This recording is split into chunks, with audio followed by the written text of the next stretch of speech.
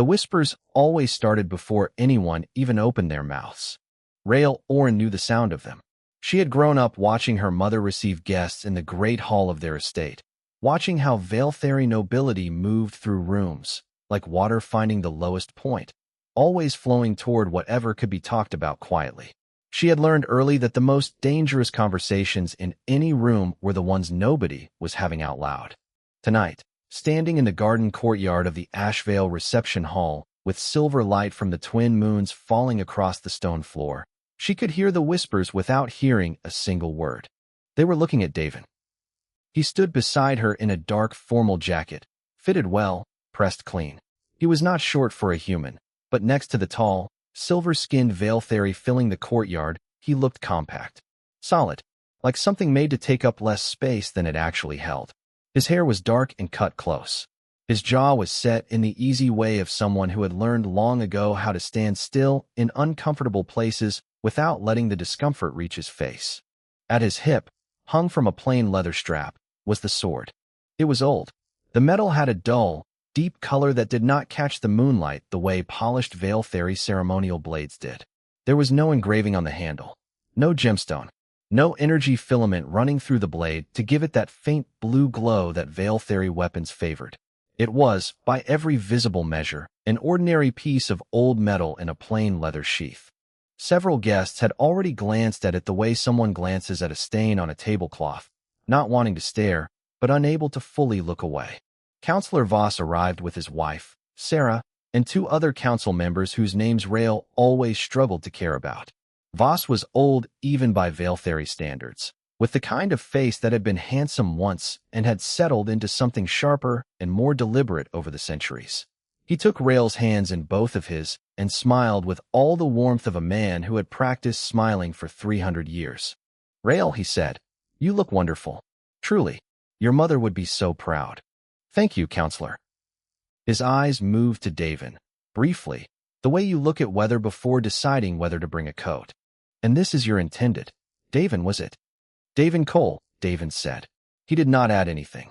He held out his hand for the council custom of grasping forearms. Voss did it with the slight hesitation of someone touching something unfamiliar. "Wonderful," Voss said again. "What a fine thing. What a fine, brave thing." He moved on. His wife, Sarah, lingered a half-second longer than he did, and in that half-second she looked at Rael with an expression so full of practiced sympathy that Rael felt something hot move through her chest. Sarah said nothing. She did not need to. The expression said, "You poor thing. You brilliant, strange, poor thing." Rael smiled back. She was very good at smiling. The ceremony itself was held an hour later, in the inner courtyard, under the open sky. It was not long.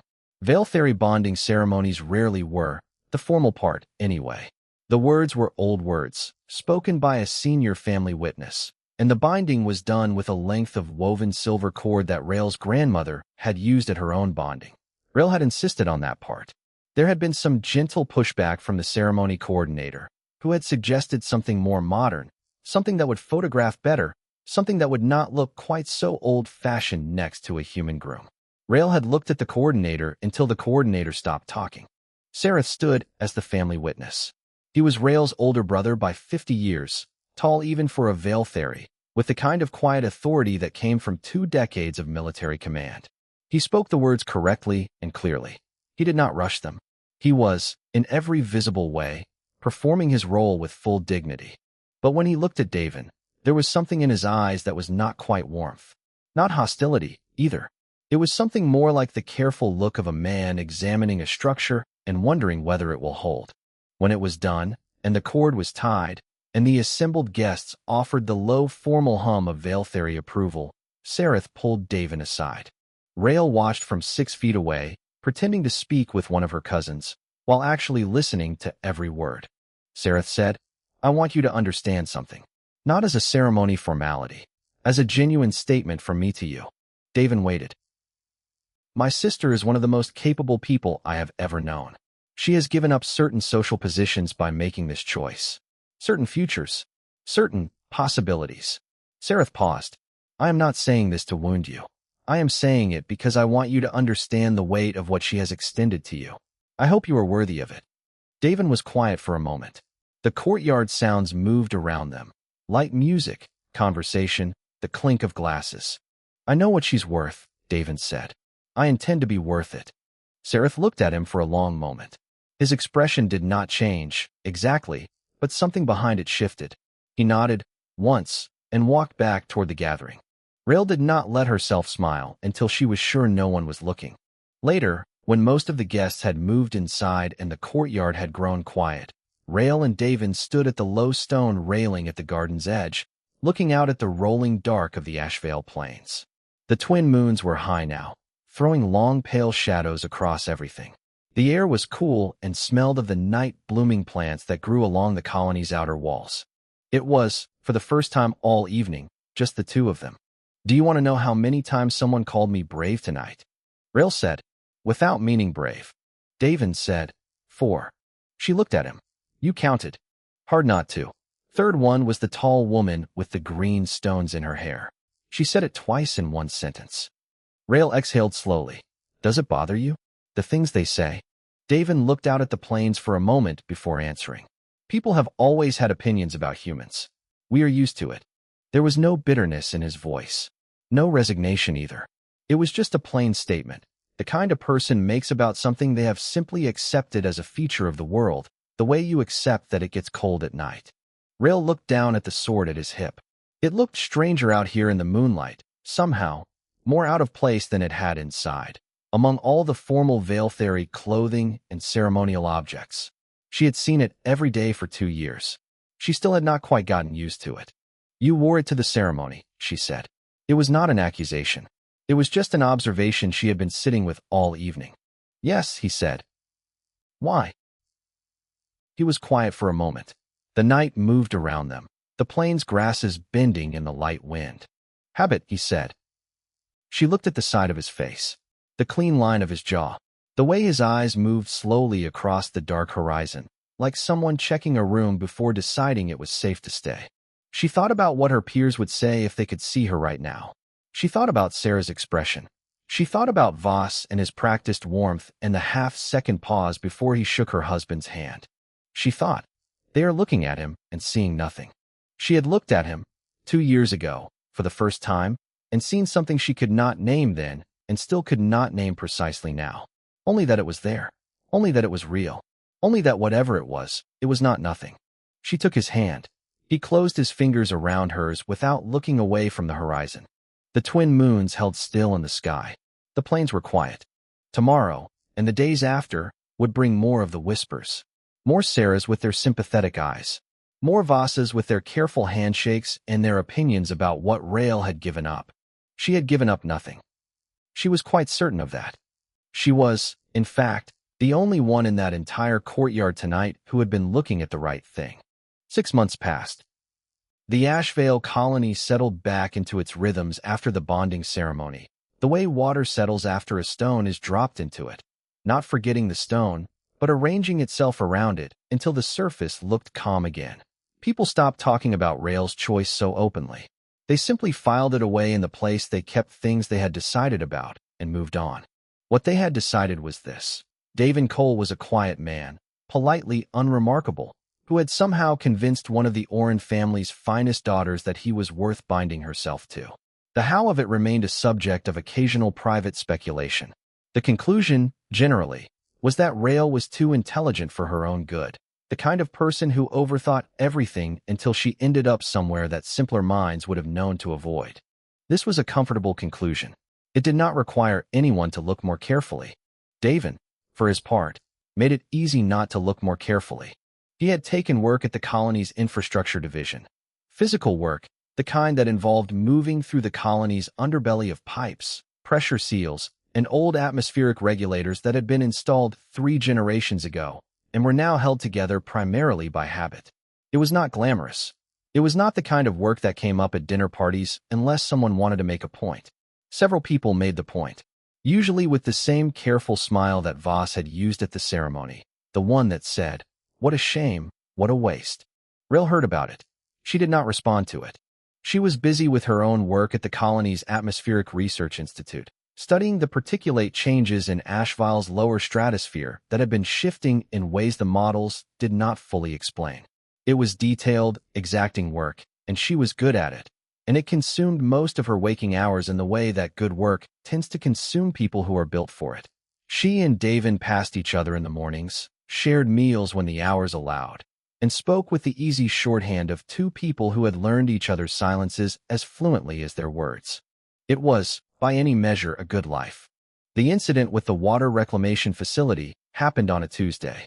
The colony's senior infrastructure engineer, a compact Veil-Theory woman named Allen who had worked on Ashvale for 30 years and regarded every problem in the system as a personal insult, had been working with the colony AI for 11 days on a pressure equalization failure in the reclamation network.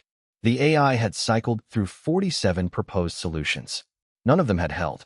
The failure was not catastrophic. The reclamation system had redundancies, but it was persistent and expensive, and Allen had reached the point where she was spending her evenings staring at diagrams and waking up with them still in her head. Davin looked at the problem on a Wednesday. He looked at it for about 20 minutes, walked through the relevant section of the network twice, and then made a modification to the intake angle of a secondary valve that, by any reasonable reading of the engineering specifications, should not have worked. It worked. Allen stared at the pressure readings for a long time before she called anyone over to look at them. When the system held stable through an entire cycle, she went and found Davin in the lower corridor where he was working on an unrelated heating seal. "How did you do that?" she asked. Davin looked up. "Do what?" "The valve. The angle is wrong by standard spec. The tolerance for that intake diameter should not allow for that modification at this pressure ratio." "The spec is for ideal conditions," Davin said. "The pipe here runs against an outer wall. Night temperature variance drops the metal by about 6 degrees. At that temperature, the material contracts just enough that the tolerance shifts." Allen stared at him. "How did you know the temperature variance?" "Felt it," he said. "Wall's always cold on this side in the mornings." He went back to the heating seal. Allen stood in the corridor for another moment, then walked away with the expression of someone whose mental file on a subject had just been reshuffled. She did not forget it, but she also did not tell anyone, not because she was hiding it, but because she did not quite know what she would say. The dinner party was held 3 weeks later, at Sarith's residence near the colony's administrative quarter. Sarith had a good house, old stone, wide rooms, good light. The kind of place that said its occupant had been somewhere long enough to put down roots. He held these gatherings 4 or 5 times a year, mixing council members, senior researchers, and military officers in proportions that he had calibrated over decades to produce useful conversation. This time, Counselor Voss was there. He arrived with 2 other council members and settled into the main room with the ease of someone who treated every room he entered as an extension of his own office. He was, as always, charming. He had the politician's gift of making whoever he was talking to feel, for the duration of the conversation, like the most important person in the room. Rael and Davin arrived together. Several people greeted Rael warmly. Several people greeted Davin politely. The distinction was small but consistent, and Davin moved through it without appearing to notice. The conversation at dinner was good for a long while. Atmospheric research, the colony's new deep-bore geological project, the seasonal crop data from the outer farms. Then, as it always did at these gatherings, the conversation eventually turned toward the Dominion's broader situation. The Defense Alliance, the border regions, the question of what was moving out beyond the monitored sectors. Voss set his glass down and spoke with the comfortable authority of someone who had been shaping these conversations for a long time. He said that the defense pact with humanity was a fine thing, a necessary political gesture, and that he supported it fully. He said this with such careful warmth that it took a moment to notice the shape of what he was actually saying. He said humanity was an earnest partner. He said the pact was largely symbolic, of course, that humanity's technology was still maturing, that their lifespans made long-term strategic planning difficult, that without psionic capacity their battlefield intelligence was inherently limited. He said all of this pleasantly, without heat, in the tone of a man describing limitations as facts of nature rather than criticisms. The way you might say that a young child cannot yet carry heavy loads, not unkindly, just accurately. There was a short silence around the table. Then Voss looked at Davin with a practiced smile. "I hope you understand that I mean no offense," he said. "I speak from great respect for humanity's potential. Do you disagree with my assessment? The table was quiet in the way tables go quiet when everyone is carefully looking at their plates. Davin considered for a moment. He set his fork down. I have never won an argument at a dinner table, he said, quietly. But I have been in a few places where the argument had to be settled somewhere else. Voss's smile did not waver. Quite right, he said, and the conversation moved on. But the table did not quite settle back to what it had been. Alan, who was seated near the far end, looked at Davin for a moment with the same expression she had worn in the corridor after the pressure valve. She looked away before anyone noticed. Sareth said nothing. His eyes moved from Voss to Davin and back to his plate. Walking home through the quiet colony streets afterward, under the same twin moons that had watched the ceremony 6 months before, Rael waited until they were well clear of Sareth's block before she spoke. What did you mean? She asked. At dinner. The thing you said to Voss. Davin walked with his hands easy at his sides. The sword moved slightly at his hip with each step. Nothing specific, he said. Just that the Norkai don't care about psionic capacity. Rael stopped. He walked 2 more steps before he noticed and turned back. She was looking at him carefully. Where did you hear that name? Border chatter, he said. I listen. You listen, she repeated. To border communications. I worked comms work before. Hard to turn off the habit of reading signals. She looked at him for a long moment. The night street was empty around them. Somewhere in the middle distance, a cooling fan in one of the colonial buildings cycled on. Davin, she said, what did you used to do? Before the infrastructure work. He looked back at her without expression for a moment. Just the easy stillness that she had always known in him, that she had mistaken for calm when they first met, and had only later understood was something different. Not the absence of tension, but the complete management of it. Soldier, he said. As if that was the whole answer. As if it was no answer at all. She looked at the sword. The dull, old metal. The plain handle. She thought about the valve and the cold wall and the feeling that told him what the instruments had not. She thought about the way he had watched the planes on their wedding night, his eyes moving across the dark the way you watch something you expect to move. She began, for the first time, to form a real question about what kind of soldier. She did not ask it. Not yet. They walked home and the twin moons followed them all the way to the door. It did not begin with a sound. That was the first thing that felt wrong. Every drill, every training simulation, every emergency protocol the colony had run over its 40 years of existence had begun with a sound. The alarm, the klaxon, the broadcast voice giving structured instructions in the calm practiced tone of someone who had recorded the message in a quiet room years ago, expecting never to be needed. The Norkai did not announce themselves. The first sign was the lights. At 0300 colony time, with most of Ashvile's 60,000 residents asleep, the atmospheric sensors in the upper monitoring array detected something entering the stratosphere at a speed and angle that the system did not have a category for. The array spent 4 seconds trying to classify the contact before forwarding it to the defense grid. The defense grid spent 3 seconds confirming. Then the grid fired. The defense grid was designed to protect a civilian colony from opportunistic threats, rogue debris, minor incursions, the kind of low-level danger that a border world might expect to encounter once a decade. It was not designed for this. It fired everything it had. The Norkai drop ships absorbed it. 11 minutes later, the grid was gone. By that time, the alarm had finally started, but it was the wrong kind of alarm, the one that meant the outer systems were already compromised, the one that colony residents had never heard before in a real situation and therefore spent 3 to 5 valuable seconds not understanding. People woke confused. Then they woke afraid. And then the lights in the outer districts went dark in a pattern that moved inward like a hand closing, and fear became something else entirely. Sareth had been on Ashvale for 4 days. He was in the garrison commander's building when the grid went down, standing over a table of reports he had not finished reading, when the duty officer burst in with a face that Sareth had not seen on a soldier in a very long time. Not panic, which could be managed, but the specific look of someone who had just understood the size of what was happening. How many ships? Sareth asked. 11 confirmed, the duty officer said. Possibly more above sensor range. Ground forces.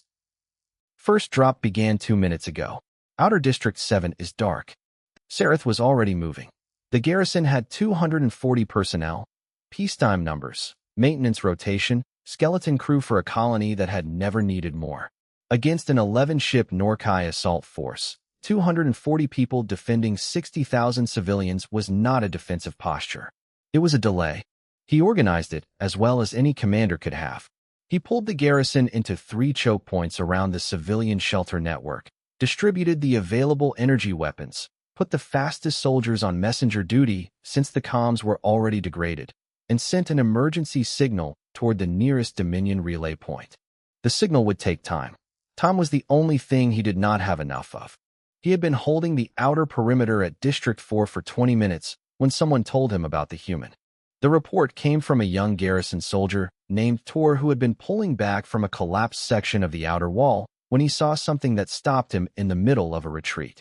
A man was walking toward the Norkai advance squad. Not running, not taking cover. Walking with the deliberate and unhurried pace of someone crossing a room to close a window. Tor said later that his first thought was that the man did not understand what was happening. His second thought came about 4 seconds after that, and it was not a thought so much as the sudden, complete absence of all his previous assumptions. Sareth found Davin at the edge of a broken section of the outer wall where a Norkai squad had been advancing through the gap. The gap was no longer being used. The squad was no longer advancing. Davin was standing in the middle of the open ground, sword in hand, completely still. Sareth stopped. He looked at the ground. He looked at Davin. He looked at the sword, the plain, old, dull-metalled thing that had been at every dinner party and the bonding ceremony and every casual evening walk through the colony.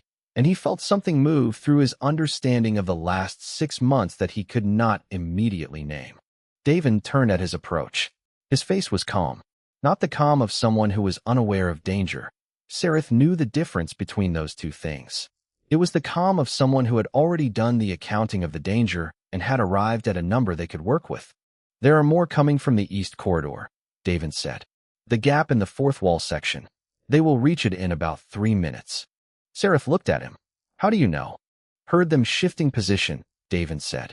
They use a standard flanking sequence when the primary advance is blocked. I have seen it before. You have seen the Norkai before. It was not quite a question. Davin picked up his sword, cleaned the blade against his jacket in a motion that was so practiced it looked like breathing, and sheathed it. Once, he said, somewhere else. The sounds of fighting were moving closer from the north side. Somewhere in the civilian quarter, something heavy fell. A child was crying. Very far away, behind many walls, the sound thin and high. Sareth had spent decades as a military commander. He had made decisions in bad situations before. He understood, in the practiced way of experienced soldiers, how to read what was in front of him and adjust.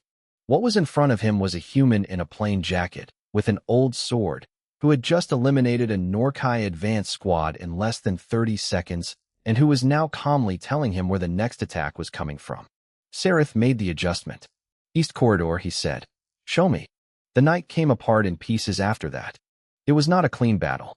It was not the kind of engagement that produced clear records or satisfying accounts. It was a colony in the dark, with power outages moving in waves, with garrison soldiers falling back and then being called forward again, with the sound of the Norkai ground force a constant shifting presence beyond walls and around corners, never fully visible, always close.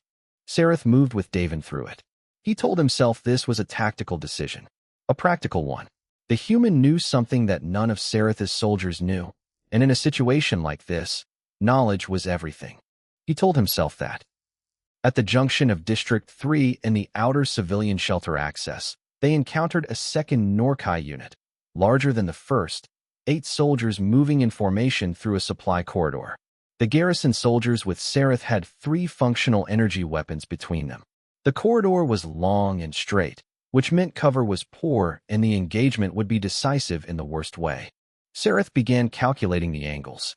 He was still calculating when Davin was already moving, not straight at the Norkai formation, but at the wall beside it, at a specific point that Sareth's tactical mind recognized, a half-second too late to have been first, as the single point in that corridor where the light was worst and the shadows were deepest, and the angle from the Norkai formation meant they were looking in exactly the wrong direction.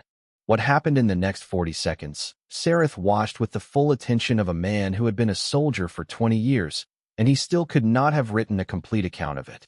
He saw movement. He saw the Norkai formation break, not by being overwhelmed, but by being confused, which was worse. A formation that knows where the threat is can respond to it. A formation that does not know where the threat is responds to each other, and the results are bad. When it was over, Davin was at the far end of the corridor. The Norkai unit was not functional. The garrison soldiers stood in a row with the expressions of people who had just watched something that they would spend a long time afterward finding the right words for. Sareth walked the length of the corridor. He stopped in front of Davin. "You said you were a soldier," he said. "I was," Davin said. "What kind?" Davin looked at him for a moment. The distant sounds of the Norkai advance were reshaping themselves, pulling back slightly, regrouping. Sareth recognized the pattern. They were reassessing. Whatever their commander had expected from this colony, they had not expected this. "The kind they send," Davin said quietly, "when the regular kind is not enough." He sheathed the sword. In the dark of the corridor, with fires beginning to glow from somewhere in the outer district through the high, narrow windows, the blade caught the light just before it disappeared into the scabbard. It looked, for one moment, like the metal itself was burning. Sareth stood still for another second. Then he turned to his soldiers. "Reform on District 2, he said. "We are not done." They were not done. The night was long, and the Norkai were many, and the colony's 60,000 sleeping people were behind every decision that anyone made in the next several hours. But something had changed. In the garrison soldiers following Sareth back through the corridor, in the way they moved, the angle of their shoulders, the small recalibration that happens in soldiers when something they thought was a last stand starts to look like something else. One of the garrison soldiers, a young woman named Fessa who had been about to retreat for the third time before she saw what happened at the junction, found herself doing something she had not expected to do. She followed. Inside the shelter, they counted time by sounds. There were 642 people in the primary civilian shelter beneath the District 2 administrative building, a space designed for 300, which meant they were sitting in rows on the floor, against the walls, in the corridors, in the small utility alcoves where the pipes ran warm. Children were against the inner walls. The elderly were seated. Everyone else arranged themselves by instinct into the shape of people, trying to take up as little space as possible. Rael sat near the center of the main room with her back against a support pillar and her knees drawn up. She was not the most frightened person in the room, and she was not the calmest. She was somewhere in the middle, which she thought was probably the right place to be. Calm enough to think, aware enough of the danger not to be careless about it. She counted the sounds from outside because they were information, and information was the only tool she had. Heavy sound to the north. Norkai ground forces, moving. Energy weapon discharge, Veil Theory signature, which meant the garrison was still active in that sector. A pause of several minutes. Then more energy weapon discharge, but closer. Then nothing from the north for a long time. A Veil Theory woman next to Rael had her children gathered against her side, one asleep against her shoulder, and one watching the shelter ceiling with the wide-eyed intensity of a child who has understood that the adults around her are afraid. The woman looked at Rael once, briefly, as if looking for something to read there. Rael kept her face even. She thought, "Davin is out there." It was not a distressing thought, which surprised her slightly. It was a settling thought, as if the fact of him being on the other side of the wall, in the dark, with the old sword, was a kind of structural fact about the situation. The way the support pillar she was leaning against was a structural fact about the room. Not a guarantee, but a real, solid thing in the architecture of the night. She thought about what kind of soldier he was. She had filed the question away 3 weeks ago and not opened it. She opened it now and turned it over. The sword. The way his eyes moved across open ground. The things he had said at Saratha's dinner. The kind of comment that only means something to someone who has been in the specific places those comments come from. The valve in the infrastructure corridor. The border chatter. The name Norkai, said quietly, without alarm, as if it were a familiar word. She turned all of it over and looked at its underside, and what she found there did not frighten her. It clarified things. Outside, Davin moved through the District 3 access corridor at the pace the situation required, which was not always fast. Speed was for specific moments. The rest of the time, what you needed was exactness, the right angle, the right timing, the right understanding of where the other side was going before they got there. He had learned this understanding a long time ago, in places he did not talk about, from people who were not alive anymore. Sareth moved behind him with 2 garrison soldiers, Tor and Fessa, who had stopped retreating sometime in the last hour and had simply stayed close. Davin had not asked them to. They had decided on their own, which he respected. The Norkai were reorganizing. He could feel it in the way their sounds were shifting, the ground forces pulling slightly back from the District 3 perimeter, concentrating, which meant they were either retreating or building towards something larger. He did not think they were retreating. They had not come this far for a half-finished sweep. They found the Norkai heavy unit at the junction where District 3 met the outer path to the civilian shelter access. 7 armored soldiers carrying equipment that Davin recognized by shape even in the poor light. Breach charges, the kind used for hardened doors. They were heading for the shelter. Behind him, he heard Sareth make a sharp sound. Not quite a word, just the sound of a commander doing fast math on bad numbers. The garrison soldiers were spread across 3 districts. The 2 with them now were the available response. The Norkai unit had 7 soldiers and equipment that would open the shelter doors in under a minute. Davin looked at the junction. He looked at the angles, the shadows, the geometry of the space. The high left wall where a pipe housing ran along the ceiling and created a deep shadow at the bend. The open center where the Norkai were moving, the narrow side passage that came out behind the second position. He said to Sareth, quietly, "Keep them looking at the center." 10 seconds. Sareth looked at him. Davin was already moving toward the side passage. He did not think about it as a decision anymore. He had stopped making this kind of thing a decision a long time ago, in a training process that had been specifically designed to turn decisions into actions, to put the thinking far enough ahead that when the moment came, there was nothing left to do but move. His grandfather had described it as putting the choice behind you before you arrive. His grandfather's instructor had described it differently, but the meaning was the same. You do the work before the moment. When the moment comes, you are already past the hard part. The hard part, in this case, had been about 15 years of it. The Norkai unit heard Sareth create the distraction, 2 garrison energy weapons, angled to force attention without providing a clean target. The unit turned, shifted, brought their equipment up as shields, did all the things a trained unit does when fire comes from an expected direction. The side passage came out 3 meters behind the second position. What happened after that was not something Tor or Fessa could reconstruct cleanly afterward.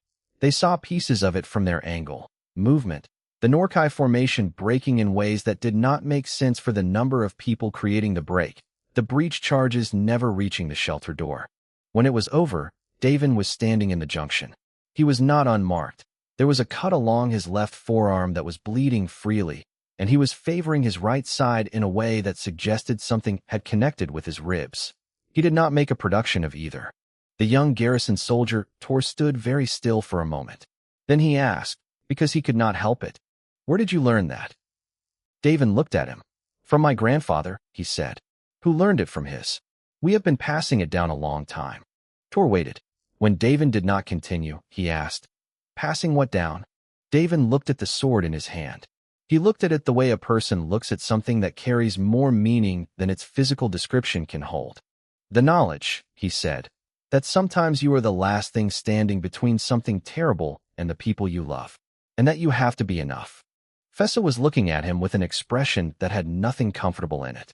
She had spent 3 hours tonight retreating, regrouping, falling back, assessing bad odds, and choosing survival. She was a trained soldier, and she had made good decisions. She was also standing here, alive, because of a man with an old sword who had not retreated once. Sareth said nothing. He had been saying very little for the last hour. He was a man who processed things carefully and thoroughly, and he was, at this moment, processing something quite large. He had spent 6 months with a quiet opinion about Davin Cole. The opinion had been polite, even generous, by the standards of how most Veiltheri thought about humans who married into noble families. He had told himself he was being fair, that he had no prejudice, only realistic assessment, only a brother's concern for his sister. He was now standing in a junction scattered with the evidence of what realistic assessment missed. "We need to move," Davin said. His voice had not changed. The matter-of-fact steadiness of it was, Sereth was beginning to understand, not a personal quality. It was a trained one. Something built into him over years, layer by layer, until it had become indistinguishable from the man himself. They will send more, Davin continued. And their commander is going to stop being surprised soon. When they stop being surprised, they will adapt. We need to be at the shelter access before that happens. Sereth looked at him. He thought about the dinner party. He thought about Voss's careful smile, and the words about symbolic alliances and the limitations of a species without psionic capacity. He thought about a dinner table and the comfortable, ancient feeling of knowing where everything belonged. He thought about the junction they were standing in. Lead, he said. Davin turned and moved toward the shelter. Sereth followed. It was, he thought, possibly the most honest thing he had done in a very long time. General Tara had not personally led a ground engagement in 11 years. She did not prefer to. She was a commander in the Norkai tradition, which meant she directed, she positioned, she made the calculations that turned assets into outcomes, and she let the outcomes settle before she moved. This was not cowardice. It was efficiency. Personal exposure was a resource like any other, and she had learned not to spend resources without purpose. She spent them tonight because she had run out of other explanations. 2 advanced squads gone. A heavy unit with breach charges stopped short of the shelter. The colonial garrison, which by every intelligence assessment should have been a delaying force at best, was still functioning 6 hours into what was supposed to be a 2-hour sweep. There was no signal to the Dominion fleet yet. She had confirmed that through her communications intercept, which meant what was happening here was entirely local, contained, with no external reinforcement.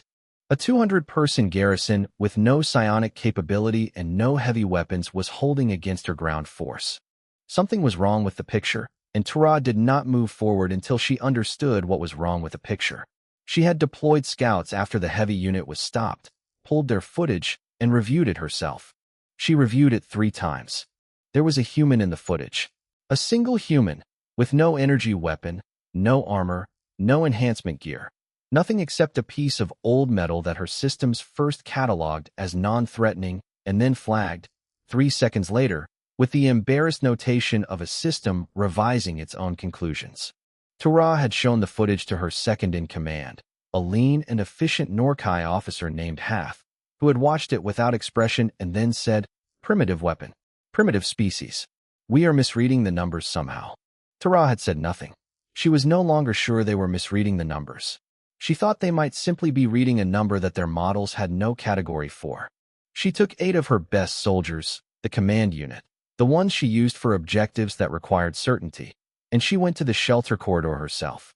Inside the shelter, the children had stopped crying. This was not because they were calm. It was because they had passed through the first stage of fear and into something quieter and more serious. The adults had gone through the same thing an hour ago. 62 people had passed through various stages of grief and fear and had arrived at a strange, fragile stillness, the kind that happens when there is nothing left to do but wait. The Veil Fairy woman with the 2 children was asleep, finally, with both of them tucked against her. Someone had found blankets. The lights in the shelter were at low power, conserving the cells in case the night went longer. Rael was still awake. She had stopped counting sounds from the outside. The sounds had become too complex to read, too many overlapping patterns, too much she could not interpret. Instead, she sat with her back straight against the support pillar and kept her breathing even and thought about the things she knew.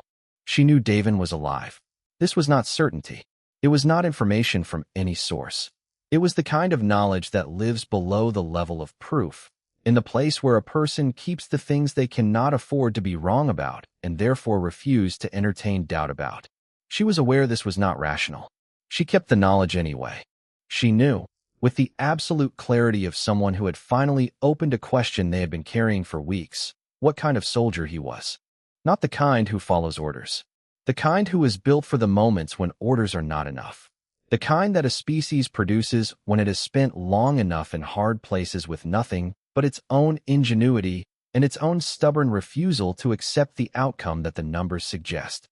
She thought about what Voss had said at the dinner. Symbolic alliance. Earnest partners. Limited capacity. She thought. He has never been in a place where the argument had to be settled somewhere else. she thought. I have been sitting in this room for 6 hours, and I have never been less afraid than I am right now. The shelter corridor was 80 meters long and terminated at the main blast doors, which were thick and reinforced and designed to hold against exactly the kind of equipment the Norkai had been carrying. The corridor itself was narrow, with support beams at regular intervals and a service alcove near the midpoint where the power relay housing sat behind a panel. Sareth had pulled his 2 remaining active garrison soldiers back to the shelter entrance. They were running on the last of their energy cells. Tor's weapon was at 10%. Fessa's had stopped responding to charge commands entirely, and she was holding it anyway, because putting it down felt like admitting something she was not ready to admit. Sareth himself had a cut above his left eye that had closed on its own, but had left the left side of his face dark with dried blood. He was standing, and he was focused, and the combination of these 2 things was costing him more than he was showing. Davin stood at the midpoint of the corridor, near the service alcove. He heard Tura's command unit before they appeared at the far end. He heard them the way he heard most things in these situations, not with any enhanced sense, not with any technology, but with the attention of someone who had spent years training himself to hear the difference between noise and information. The weight distribution of armored soldiers on a hard floor. The specific rhythm of 8 people moving in formation. The slight variation in that rhythm that told him their commander was present and that the commander moved differently than the soldiers around her. More deliberately, the walk of someone who chooses each step rather than defaulting to a trained pace. He did not look back at Sareth. He said quietly, 8. Their commander is with them. Behind him, Sareth said nothing for a moment. Then, that is a command unit. Yes. Davin.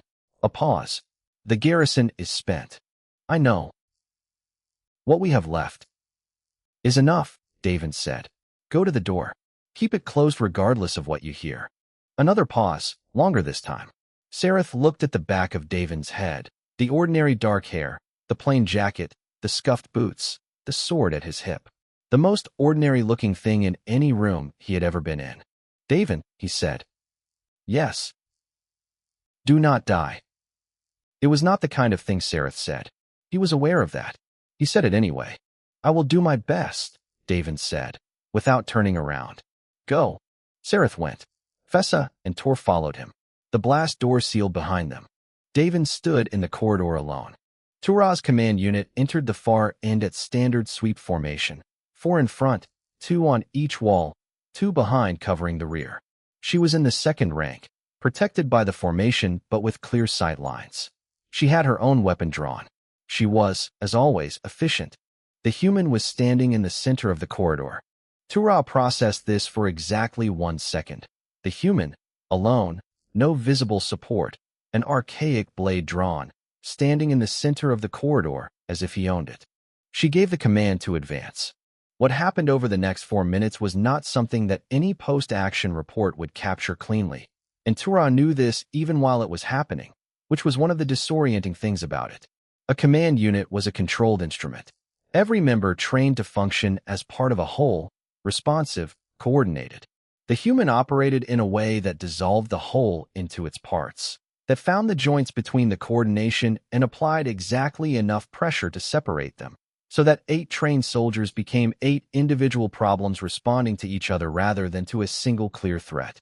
She had seen this once before, in a debrief from a campaign on a different border world, in footage so old it had been archived under a category she now understood was profoundly wrong.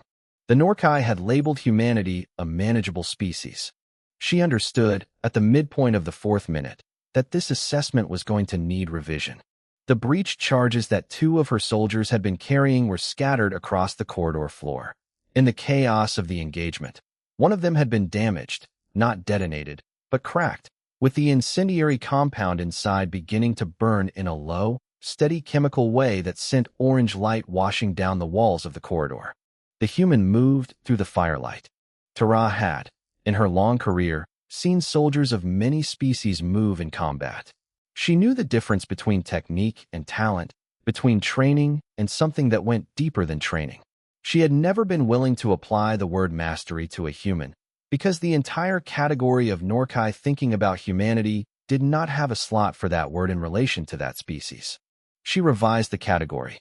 The blade caught the orange firelight at the exact moment it moved through the highest point of its arc, and in that half-second, in the corridor, with the incendiary glow rolling along the walls and the ceiling and the floor, the metal looked white. Not shining, not glowing. White, the way a fire at its very center is white, past the orange, past the yellow, down at the absolute heat of it. It looked, to every set of eyes in that corridor, like the sword was on fire. It looked like the night itself was splitting open around the man who held it.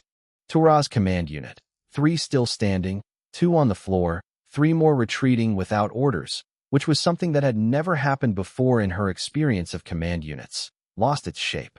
The formation was gone. What remained was not a tactical response. It was individuals making individual decisions. Tura made hers.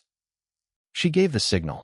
The full ground force pulled back command, which she had never given before at this stage of an engagement, which was reserved for situations where continued advance would produce unacceptable loss of command capacity. The Norkai did not retreat. That was a known fact about them, stated in Dominion intelligence files, repeated in Veiltheri military briefings for decades. They retreated. The pullback signal moved through the ground force like a wave, and the night outside the shelter, which had been full of the sounds of Norkai movement for 6 hours, went quiet in the way a held breath goes quiet. The shelter doors held. Inside, someone began to cry. Then someone else did. Then more, until the sound filled the shelter like something that had been waiting all night for permission to exist. In the corridor, Davin stood still. The incendiary compound was burning itself out on the floor. The orange light was fading to red, then to nothing. His left arm was still bleeding from the cut he had taken hours ago, and the ribs on his right side had settled from sharp to deep, which was its own kind of information. He was standing, which was the most important fact. He sheathed the sword. The corridor went dark. He stood in the dark for a moment, breathing. Just breathing.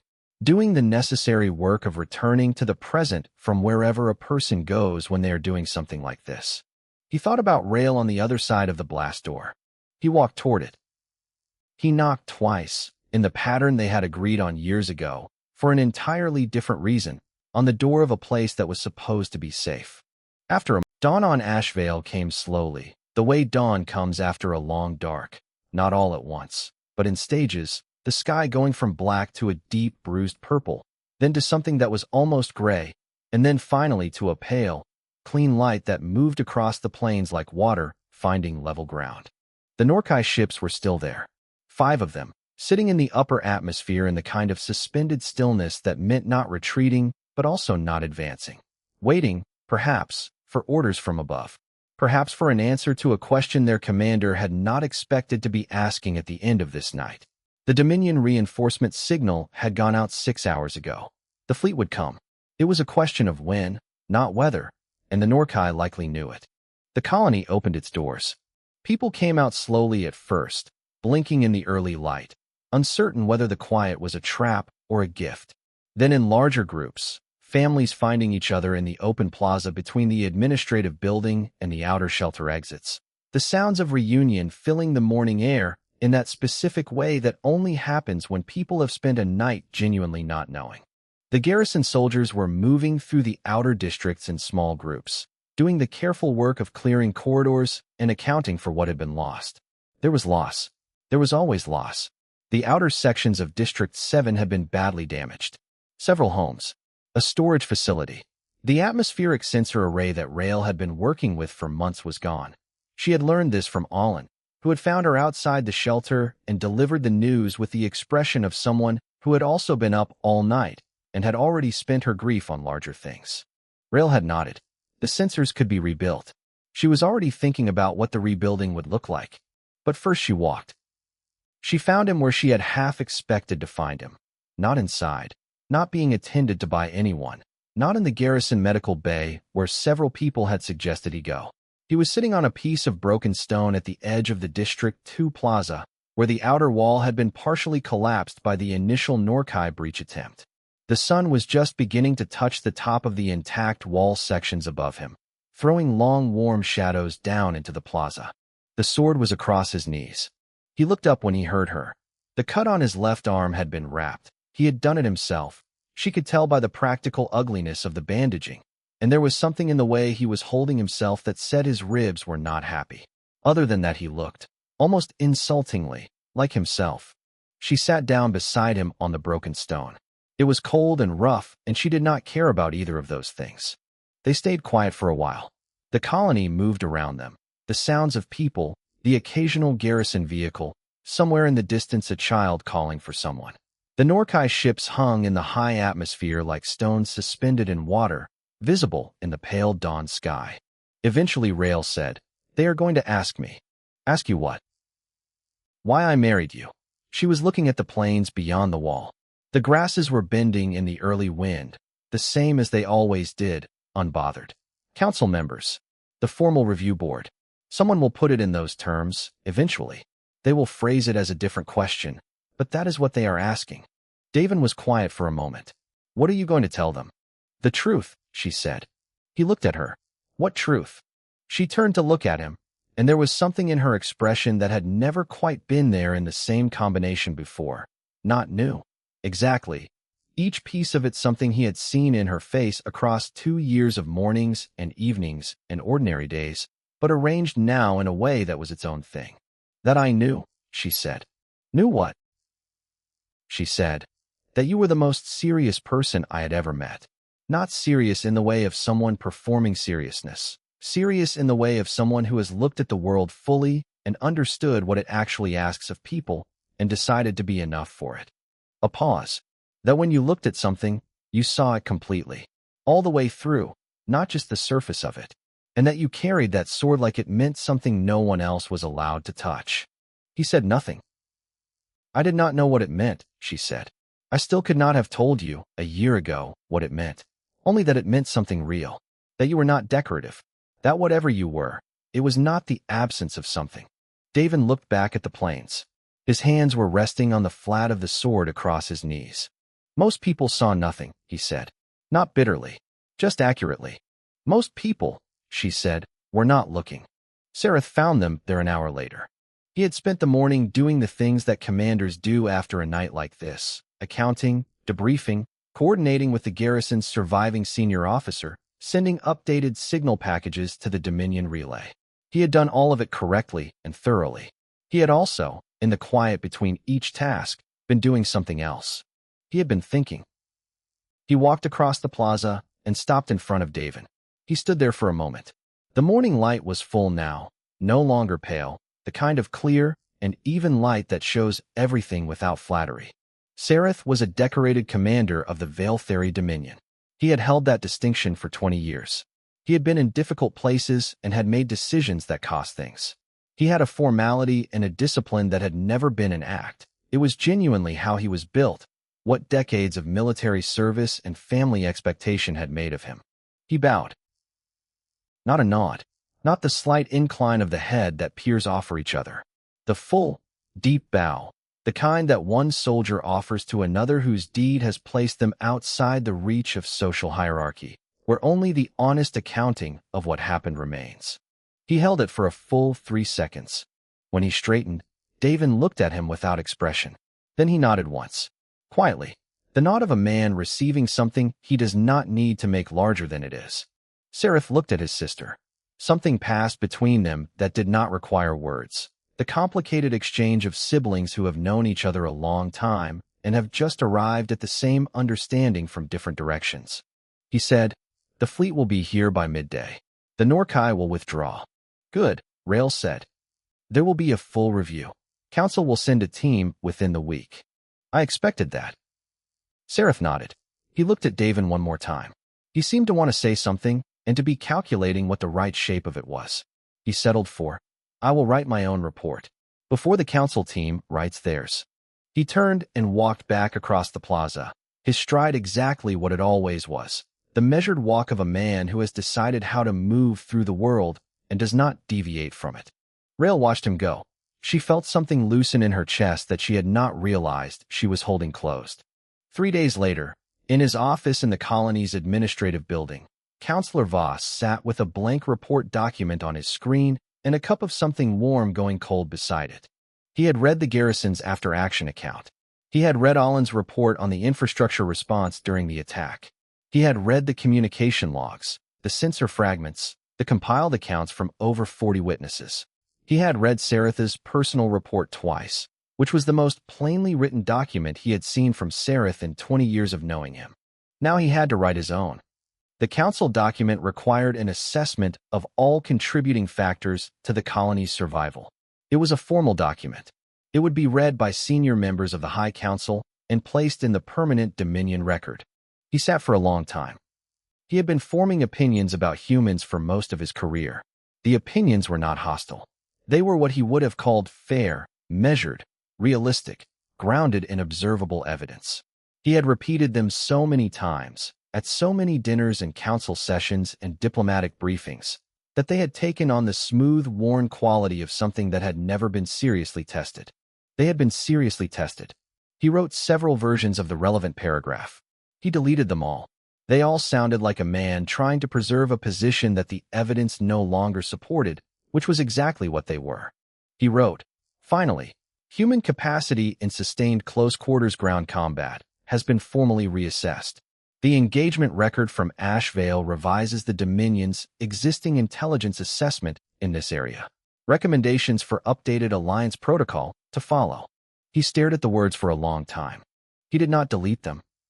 He submitted the report and closed the screen and sat in the quiet of his office for a while with the cold drink beside him, thinking about a dinner party months ago and a human with an old sword and a quiet answer that he had not understood at the time and understood completely now. The evening of the fourth day was clear. The fleet had come and the Norkai had withdrawn, and the Dominion crisis teams were working through the outer districts in their careful, systematic way, cataloging the damage and beginning the architecture of repair. The colony was breathing again, cautiously, the way something breathes after a shock, but steadily. Rael and Davin stood on the low wall of the District 2 plaza where they had sat that first morning after the attack. The sun was going down over the plains, turning the grasses amber, throwing long gold light across the stone. The twin moons were just appearing on the other side of the sky, faint and white against the early evening blue. Rael looked at the sword at his hip. She had been looking at it for 6 months, and she was still looking at it, but what she saw in it now was complete in a way it had not been before. "You brought it to the ceremony," she said. He looked down at it. "Yes. Because you knew. It was not a question." "I always know," he said, "when a place might need it. And Ashvale. I had a feeling." She looked at the side of his face. The clean line of it, the steadiness that lived there, the thing she had seen 2 years ago when she met him and had not had a word for. She had one now, or something close to one.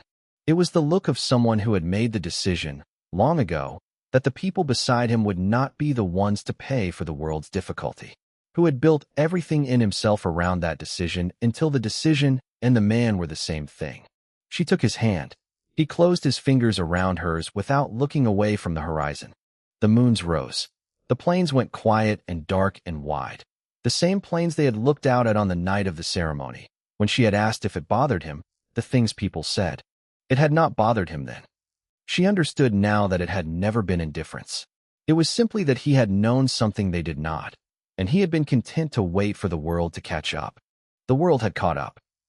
The night was quiet and the moons were up, and somewhere behind them the colony was still breathing, 60,000 people going about the work of staying alive and putting things back together, which was what people did, which was what they had always done.